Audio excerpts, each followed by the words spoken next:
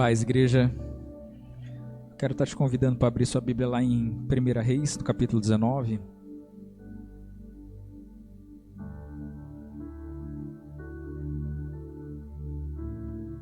Eu vou começar pelo verso 19 também, 19.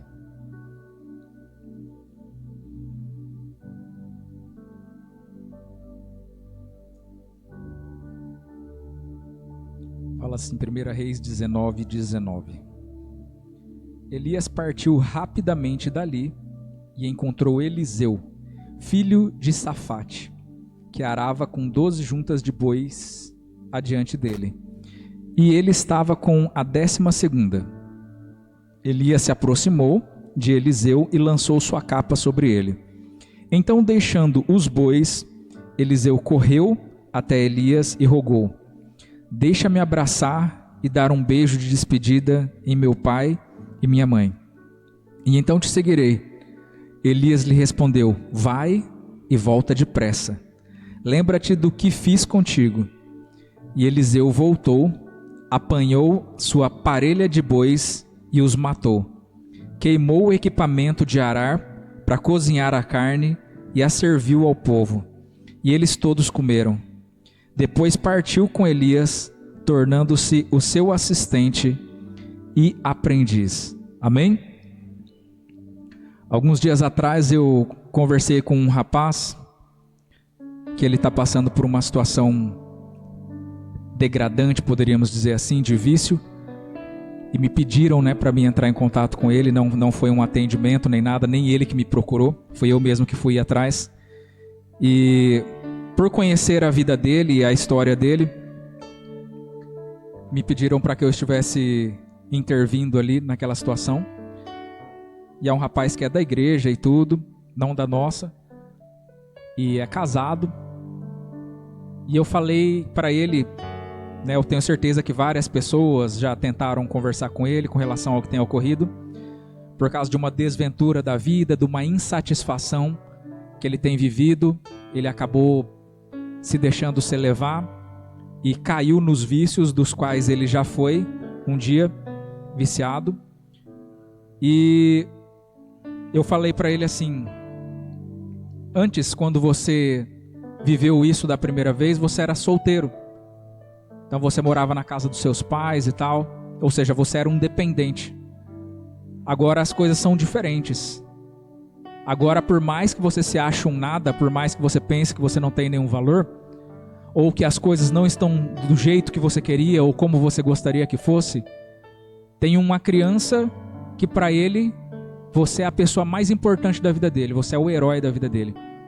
E tem uma mulher que todos os dias ela torce para que você dê certo.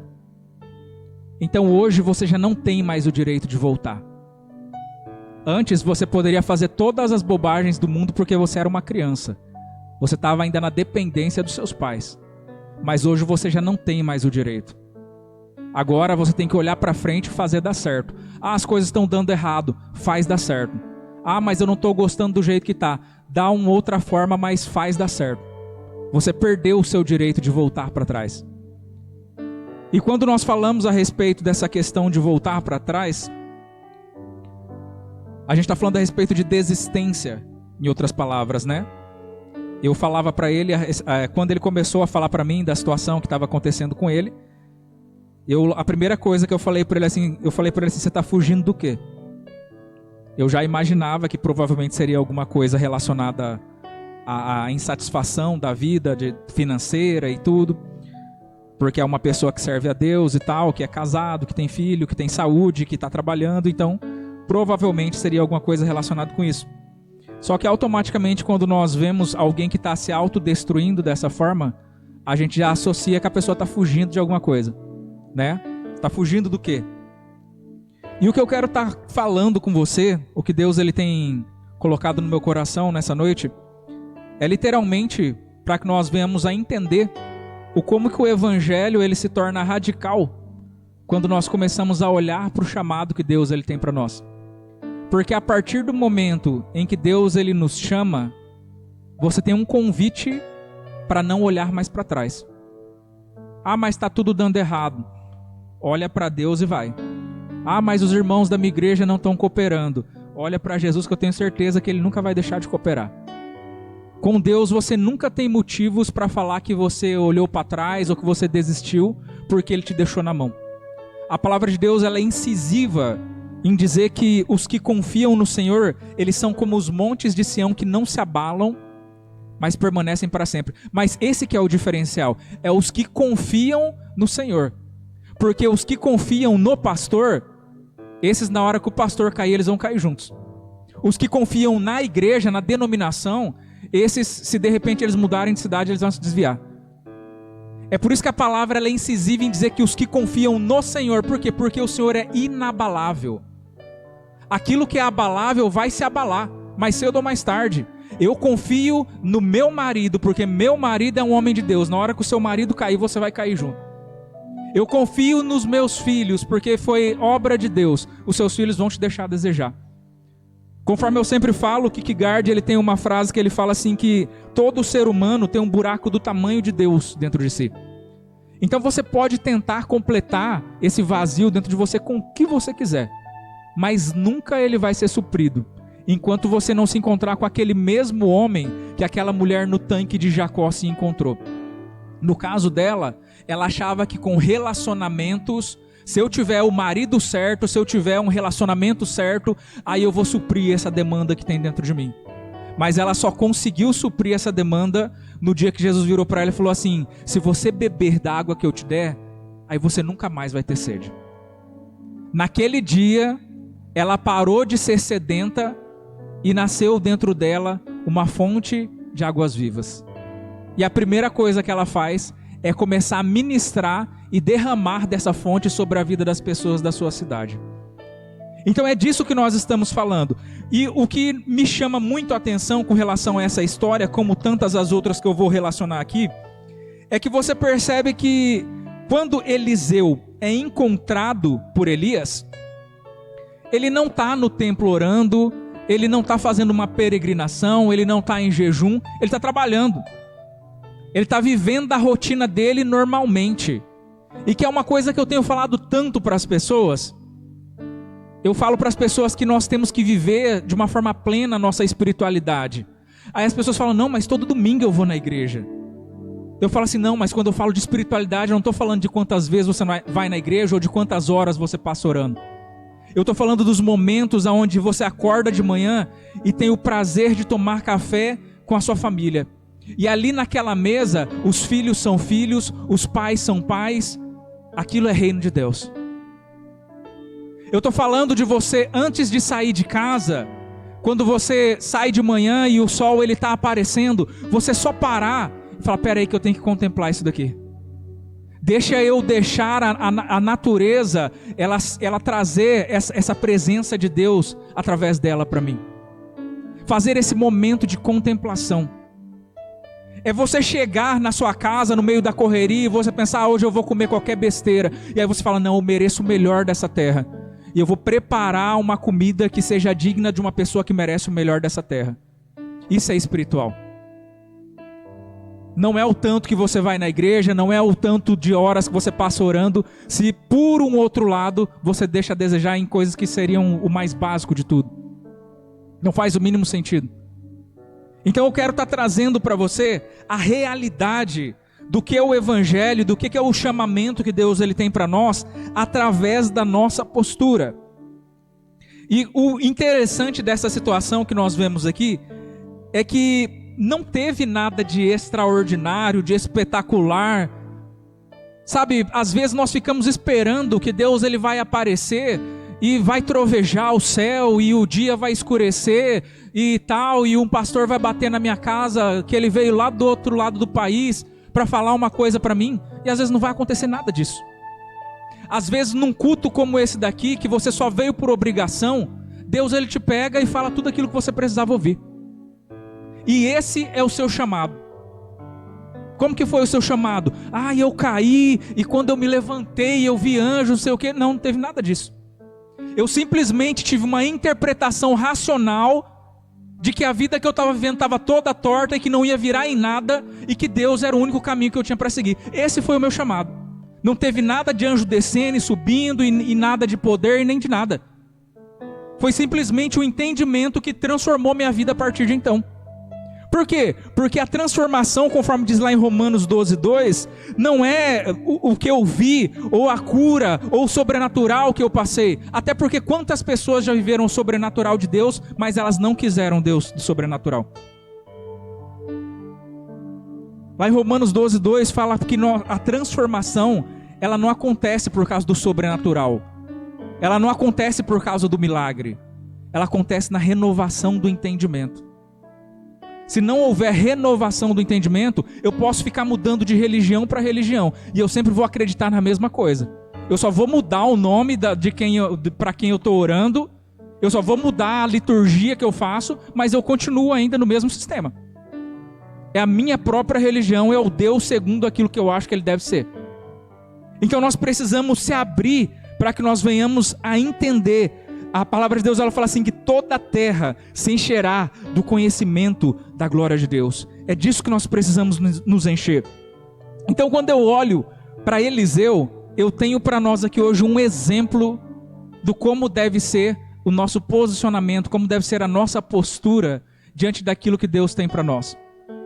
Porque você percebe de uma forma muito clara que a forma como Eliseu agiu parece dar a entender que era o sonho da vida dele, que ele estava esperando o tempo todo.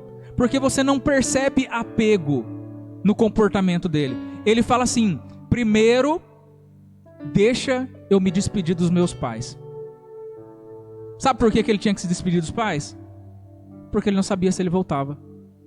Ele sabia que eles estavam vivendo num período de guerra na época dele. Elias estava pedindo a morte, porque a Jezabel disse que ia matar ele. E o Eliseu estava entrando no lugar do Elias, ou seja, não fui eu que fiz nada, mas eu corro o risco de pagar o pato. Então ele falou: deixa eu me despedir dos meus pais, porque pode ser que essa seja a última vez que eu esteja vendo eles. E podia acabar por aqui, a gente ia falar que ele estava sendo fiel.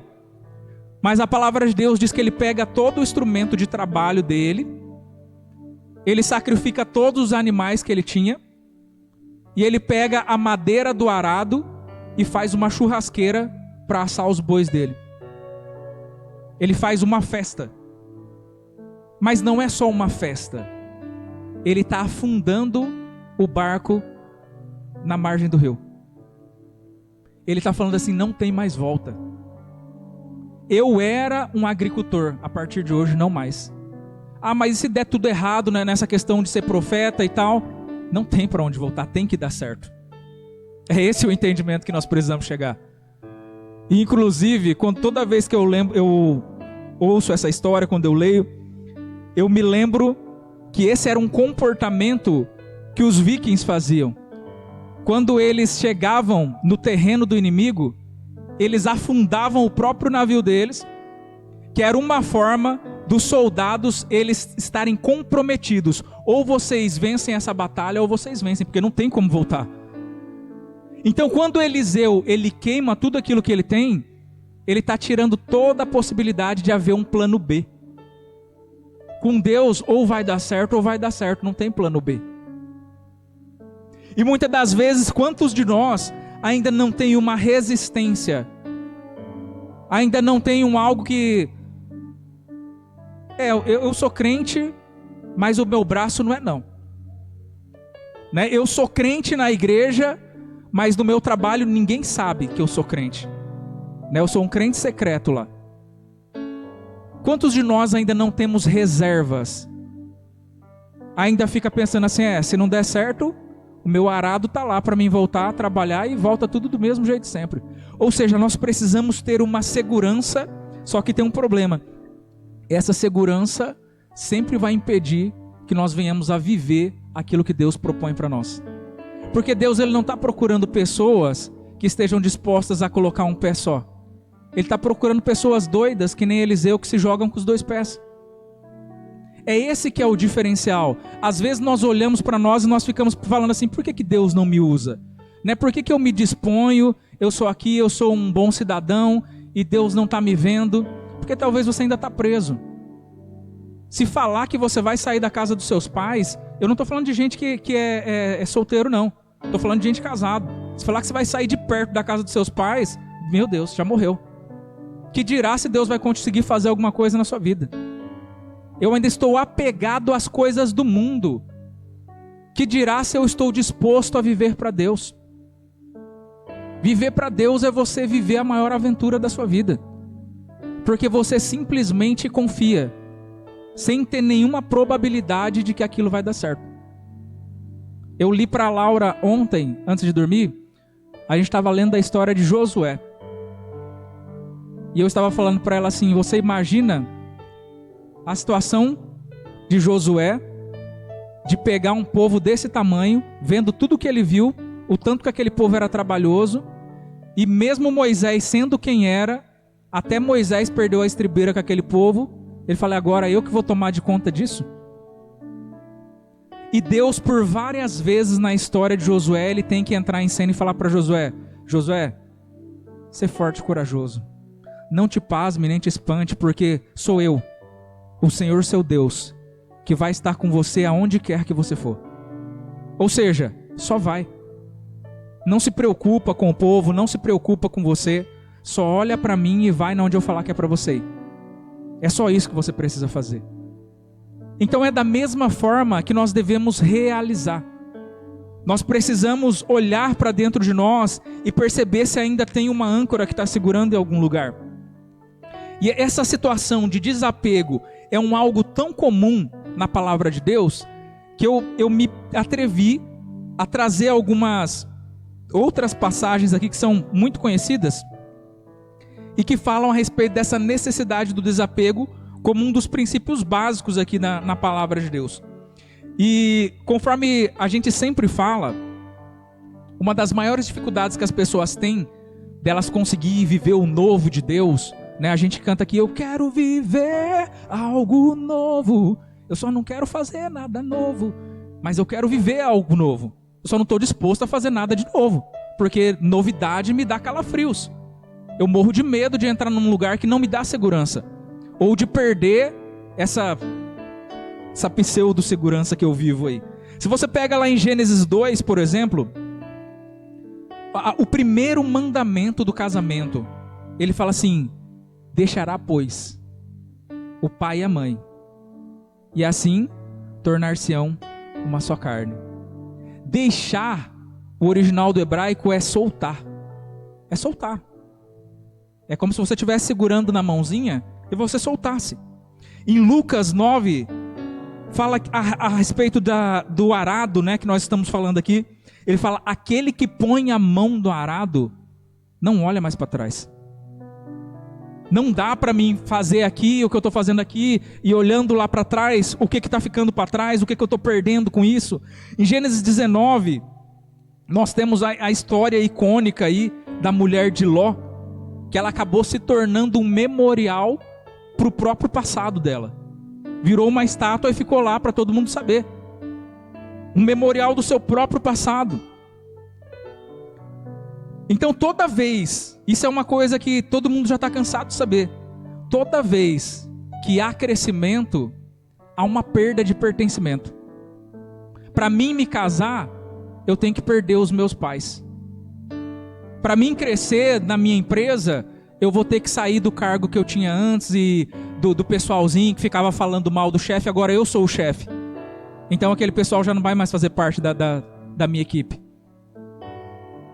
Então toda vez que existe um crescimento, vai haver uma falta de pertencimento. Quem não lembra das criancinhas quando elas passam de série? Aí elas saem de uma sala, ela gostava tanto da professorinha, agora é outra professora. Mas para que eu cresça, para que eu vá para um próximo nível, aquela professora era de um nível mais baixo, ela já não me ensina mais. Ela me serviu até um determinado momento. Agora eu preciso de uma pessoa que ela ensine um nível mais alto. O que aquela pessoa me ensina já não vale mais. Então toda vez que houver crescimento, vai gerar uma falta de pertencimento. Então é por isso que nós percebemos que o desapego, ele é tão necessário para nós. Para que nós possamos viver aquilo que Deus ele tem preparado para nós. E não tem como a gente olhar para essa história né, onde o Elias chega para nomear Eliseu o seu auxiliar, ou seja, aquele que vai vir depois dele, e não pensar a respeito da situação que o próprio Elias está vivendo. Porque ao tempo em que você percebe Eliseu tão disponível, tão pronto para fazer aquilo que Deus está mandando, há alguns versos atrás você vê Elias deitado no chão e falando: eu quero morrer, acabou para mim, não aguento mais. São duas figuras que estão vivendo um verdadeiro paradoxo.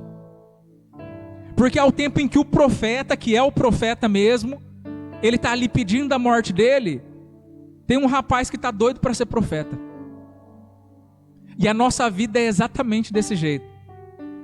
Enquanto você está sofrendo aí, tornando trabalhoso aquilo que Deus ele já tem colocado nas suas mãos, tem gente que está doidinho para viver aquilo que você vive. Tem gente que está doidinho para fazer aquilo que você faz. E se você jogar na mão dele, ele vai te dar um show. Você vai passar vergonha.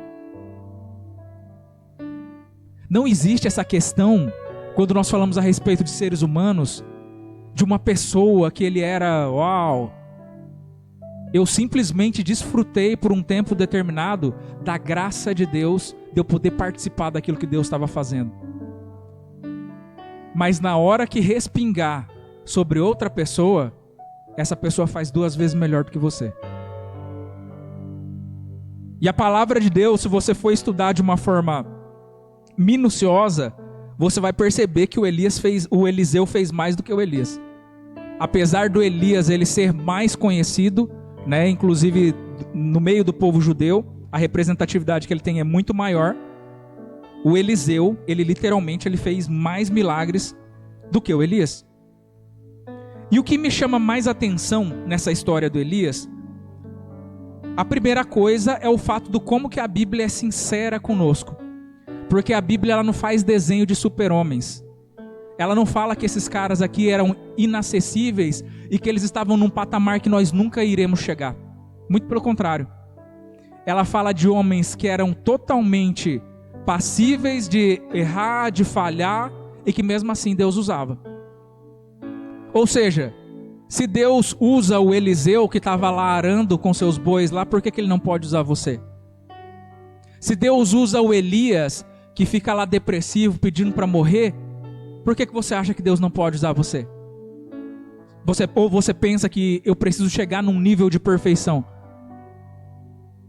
É simples.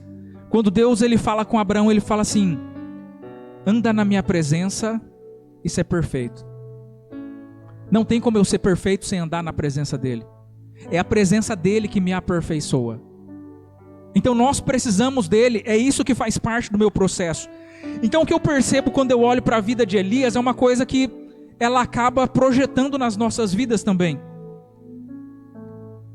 Porque você percebe que um profeta, que ele acabou de fazer chover fogo do céu, que ele acabou de vencer um desafio contra os profetas de Baal, que ele contendeu contra o espírito de Jezabel, ele não está conseguindo lidar com ele mesmo agora. Então você percebe que é muito mais fácil eu lidar com o diabo externo do que eu lidar com as minhas próprias questões. Tem gente que resolve a vida de todo mundo. Ele tem conselho para todo mundo.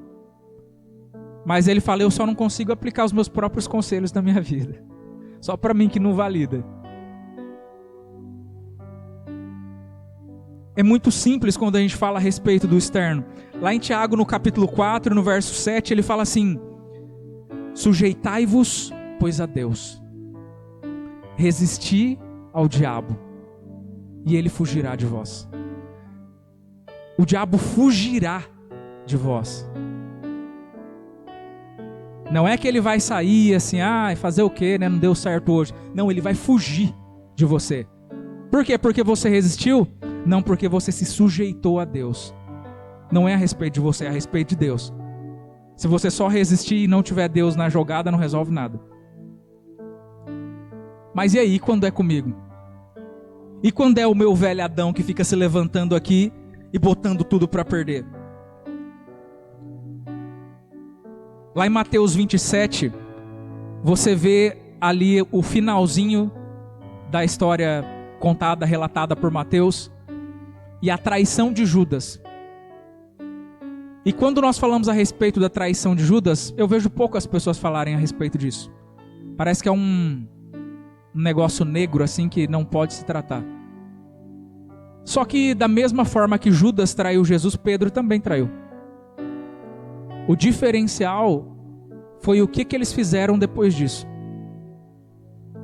Porque você percebe que Judas, ele se arrependeu do que ele fez. Tanto é que ele foi lá para devolver as moedas. Só que devolver as moedas não desfazia tudo aquilo que já tinha acontecido. E a dor que ele sentia dentro dele o consumia de uma tal forma que morrer era mais vantajoso do que continuar vivendo e arrastando aquela dor por vários anos.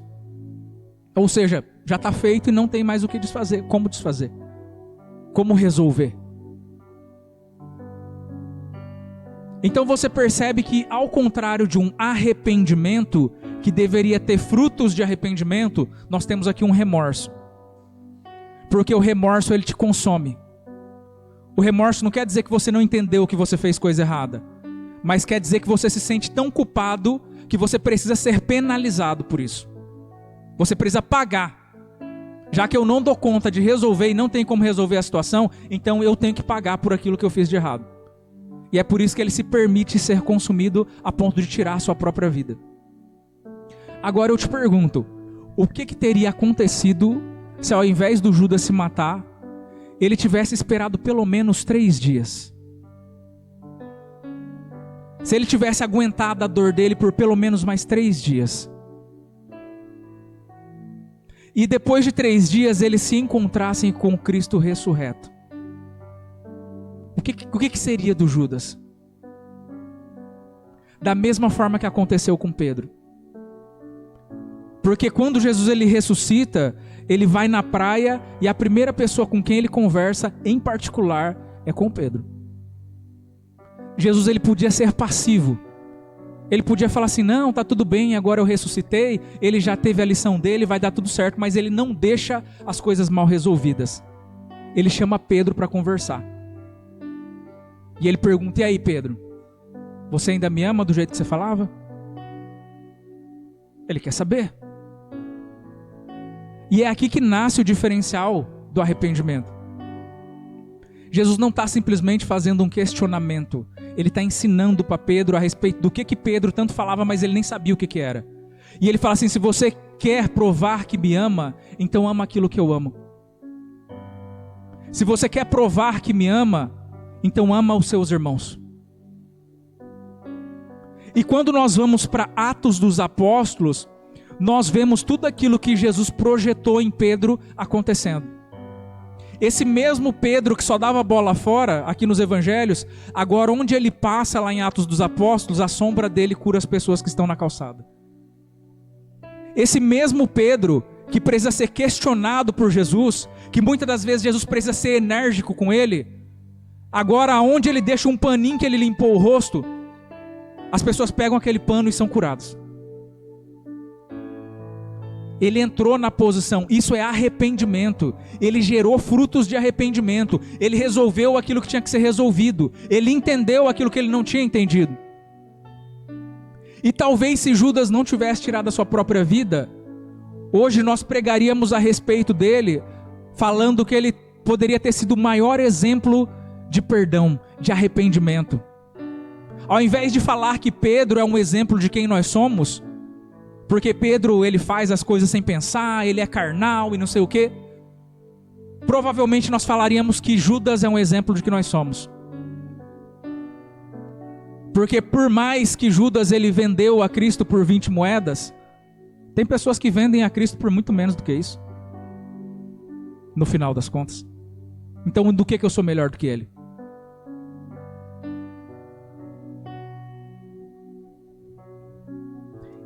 Ele conseguiu lidar com tantas coisas pelo lado de fora, mas ele não conseguiu lidar com aquilo que tinha do lado de dentro. E quando eu falo a respeito disso, remete na minha memória a passagem de lá de Gênesis 12, de Abraão, ele recebendo também o seu chamado da parte de Deus. E olha mais uma vez o desapego acontecendo aqui.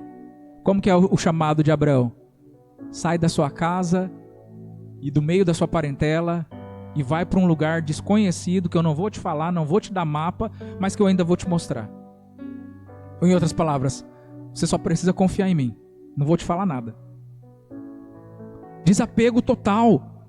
E quando nós pegamos esse trecho aqui, é o próprio verso 1, em hebraico eles chamam isso daqui de Lech Lecha. Porque a palavra que Deus fala no original não é sai da sua casa. Ele fala assim, saia para ti mesmo. É como se Deus estivesse convidando ele para que ele se libertasse das influências que ele tinha externas dos seus familiares, da sua cultura, para que Deus estivesse construindo nele uma nova cultura. Para que Deus estivesse tirando de dentro dele aquilo que é a sua identidade. O que é a mente de Cristo. E não aquilo que ele trouxe dos seus familiares, as suas bagagens. Saia para ti mesmo. É literalmente aquilo que na filosofia as pessoas perseguiram tanto e que era pregado em tantos templos. Em todo templo que você ia, na época dos gregos, sempre estava escrito lá, conhece-te a ti mesmo. Esse era o bordão da filosofia. Só que Deus já falava isso, ó, muito antes de inventar a palavra filosofia. E aí quando nós chegamos lá em 2 Reis, eu já estou finalizando aqui. Lá em 2 Reis, no capítulo 4, tem aquela história daquela mulher que ela vai procurar o profeta. Esse profeta que nós estamos falando que ele agora é um auxiliar de Elias. Agora ele já é o profeta titular. E agora essa mulher vem para ele para pedir ajuda para ele. E ela fala assim, o meu marido te serviu. E agora ele está morto. E os credores vêm para levar os meus filhos como escravos. E o que aquela mulher espera é que ele fala assim, peraí, deixa eu ver quanto que eu tenho aqui para mim poder te ajudar. Mas sabe o que ele entrega para ela? A mesma coisa que eu estou falando para vocês aqui. Ele fala assim, o que você tem na sua casa? Eu acho que quando ele faz essa pergunta, ela quer morrer. Porque para a pessoa chegar no ponto dela ir pedir alguma coisa para alguém, é porque provavelmente ela já esgotou todas as alternativas. Eu já pedi emprestado o que dava para pedir emprestado, eu já esgotei o que tinha na minha casa, e por isso que eu estou aqui. Se tivesse, eu não estava. Quando o profeta ele convida aquela mulher para olhar mais uma vez para dentro da sua casa, é como se ele estivesse dando uma lição para todos nós. De que tudo aquilo que você precisa, você já tem. Por mais que talvez você não veja potencial nisso, ou que você nem enxergue que você tem alguma coisa. Mas que você tem, você tem. Quando ela fala assim, eu não tenho nada, senão uma vasilha de azeite. É como se ele falasse, então pronto, era tudo que você precisa. Se tiver azeite ainda na sua vida, é só disso que você precisa. Agora, se não tiver, aí você está perdido. Mas enquanto houver azeite ainda na sua vida, Deus ele pode fazer o que for preciso. O que menos você puder imaginar, Ele faz. Você lembra da outra viúva que agora é de Elias? Lá de Serepta? Tinha azeite na casa dela ou não tinha? Se não tiver o azeite, não tem como ter milagre. Se não tiver o azeite, não tem como Deus fazer nada. Porque eu preciso da sua parte, eu preciso daquilo que você vai entregar. O azeite, ele fala a respeito da presença de Deus. É o que eu falei aqui, se não tiver antes o temor de Deus, não tem diabo que corre de você. Se não tiver Deus, não tem perfeição da minha parte. Tudo parte dele, tudo vem dele, tudo é dele, para ele e por ele. E essa história que nós falamos hoje aqui, ela fala a respeito de quem você é nele. e não de quem você é. A intenção não é olhar para mim e falar se eu posso, se eu não posso, se eu consigo ou não consigo. É de eu entender que literalmente eu não sou nada, eu não sou ninguém mesmo. Mas com Ele eu sou uma potência. Com Ele eu tenho tudo o que eu preciso. Quando nós vemos aqui Eliseu, ele queimando todo o seu arado, todo o seu aparato, seus instrumentos ali, aquela destruição toda não é um fim. Aquela destruição toda é um começo. É só o começo da história dele. Por mais que talvez ele achasse que estava tudo certo já na vida dele, já estava caminhando. E mais uma vez, a pergunta que eu trago para você é o que você ainda precisa queimar? Qual que é o plano B que ainda está te segurando e te impedindo de viver aquilo que Deus ele tem para sua vida? Para onde que é o lugar que você fala, não, se não der certo eu corro para lá. Se não der certo eu volto não sei para onde. Eu sempre falo isso para os casais. O casamento destruído ele tem um vocabulário específico, né? O casamento destruído, ele tem uma frase que é assim: eu vou embora. A gente não dá certo, a gente não tem mais jeito. Isso é o vocabulário do casamento destruído. Num casamento saudável, não existe essas palavras. A gente pode quebrar o pau, a gente pode fazer o que você imaginar. Mas não tem esse negócio de ir embora. Você está casado comigo, a gente tem que fazer dar certo, pronto, acabou. Não tem para onde correr. Então você percebe que tudo aquilo que vem da parte de Deus obedece e segue esses mesmos princípios. Não tem essa de voltar. Não tem mais volta. Depois que eu conheci a Deus, como é que eu olho para trás e finjo que eu não vi mais nada?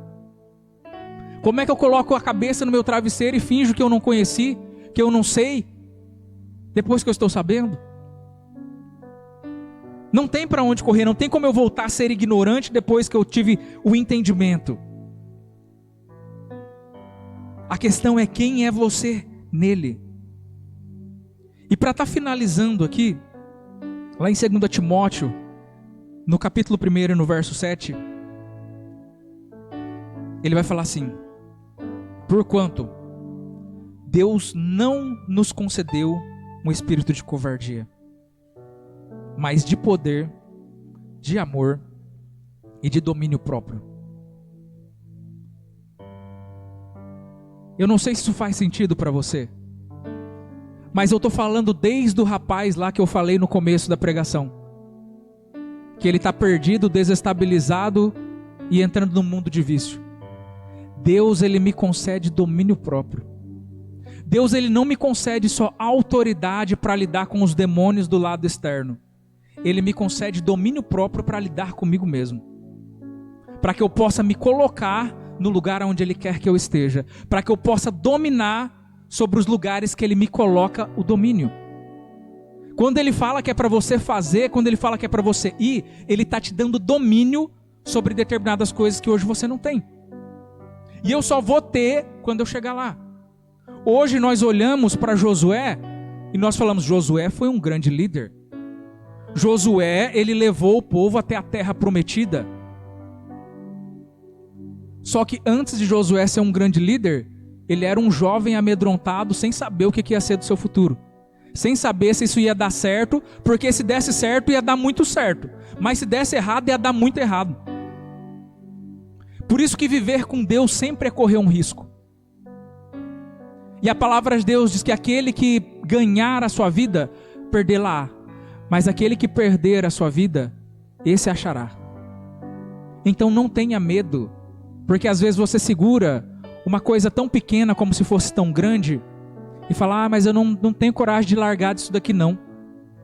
E você não faz ideia do tamanho daquilo que Deus ele fica tentando colocar na sua mão, só que com uma mão só você não consegue segurar. Você precisa usar as duas.